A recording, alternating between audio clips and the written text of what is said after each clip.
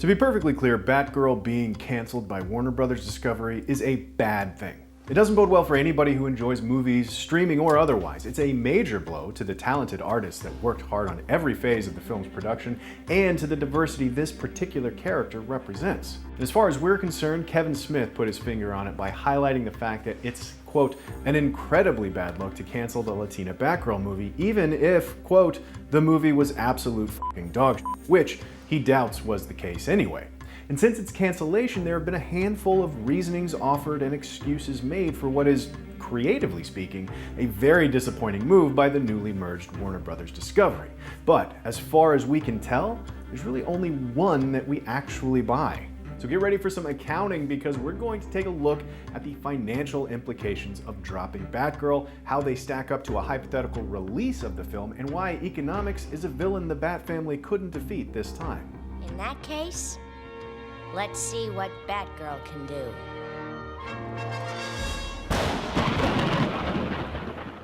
So now that we've got our graphs, charts, and an easel set up, let's dig in.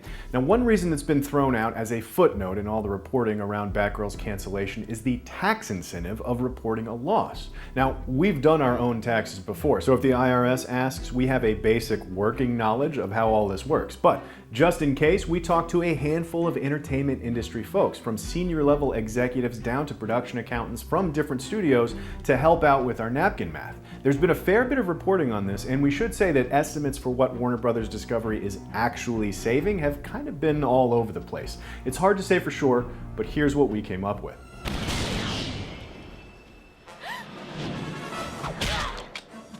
In simple-ish terms, a loss can be deducted from a company's taxable income. So, by claiming the money they've already spent on Batgirl as a loss, some $90 million by most reporting, Warner Brothers Discovery's income on the year is reduced by $90 million. That's $90 million they won't get taxed on.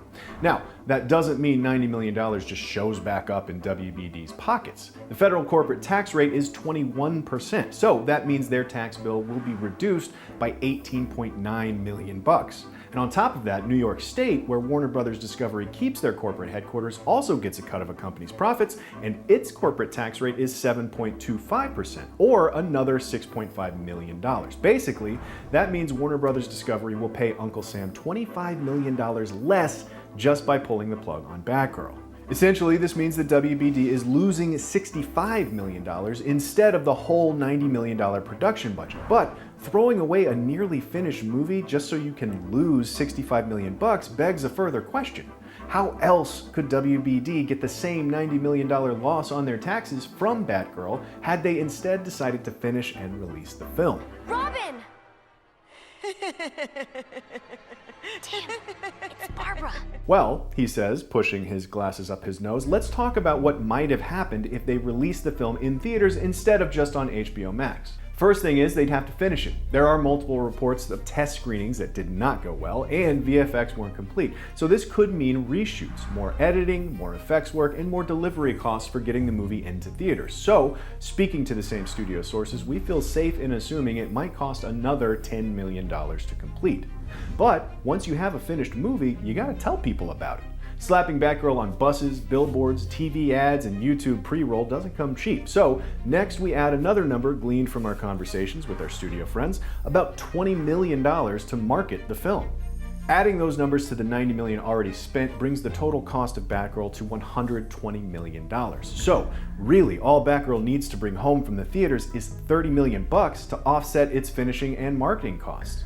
Now, you might be thinking $30 million is nothing in box office numbers, and you'd be right, but it's not quite so simple. Movie theaters don't exhibit films for free. They take a cut of ticket sales, which is usually about 50%. This means Batgirl actually needs to make $60 million at the box office to earn $30. In short, WBD would have to spend an extra $30 million and split $60 million at the box office with the theaters just so they can lose $90 million on Batgirl and be in the same position they are now by just killing the movie.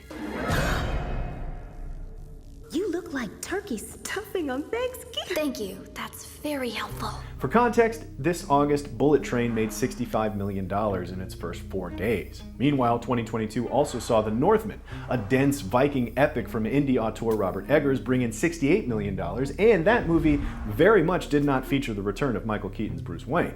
But even if Batgirl really was bad, it can't be any worse than Morbius, and that pile managed to steal $160 million from the people of Earth by the time it finished its meme-fueled re-release. And surely Batgirl could have kept up with Morbin time in a race to be the biggest tax write-off. Now, had they released the film exclusively on HBO Max as they'd intended at $15 a month that they don't have to split with theater chains, it would have taken 2 million new subscribers to hit that $30 million mark. Or maybe just 1 million people subscribe and forget to cancel before the second billing cycle hits, but good luck proving that was because of Batgirl. In truth, it's more likely that even if somebody signs up for Batgirl, they stick around for the other programming that you're also paying for, so streaming revenue gets intensely fuzzy very fast. And remember, this entire exercise is just to see what it would take for a movie to lose $90 million. Maybe the film would have outperformed the estimates we've made here if given the chance in the theaters. Maybe it makes $100 million instead of $60 at the box office, and you're out $70 million instead of $90. That's not out of the realm of possibility, and in theory, you're $20 million better off. So why not just release it? Didn't anyone ever tell you it's impolite to walk out on a lady? The industry has always been notorious for hiding profits. Wildly successful movies may never make a dime according to their balance sheets thanks to the infamous Hollywood accounting. So, if a loss is what WBD needed, there are time-honored ways to go about it. To cherry pick an example, the balance sheet for WB's own Harry Potter and the Order of the Phoenix shows that film lost $167 million in 2007. And per Box Office Mojo, with a budget of $150 million, the film brought in close to $1 billion globally, so I don't know how it lost that much money. What this exercise seems to show, however, is that canceling Batgirl can't have been about the money. Frankly, based on these numbers, it seems like Batgirl could have accidentally recouped its budget and then some. The financial benefit of killing the movie now is incidental to the decision. It's a silver lining for a CFO somewhere. More than anything, though, what the cancellation of Batgirl seems to be is a new regime cleaning house and doing a hard reboot of the DCEU.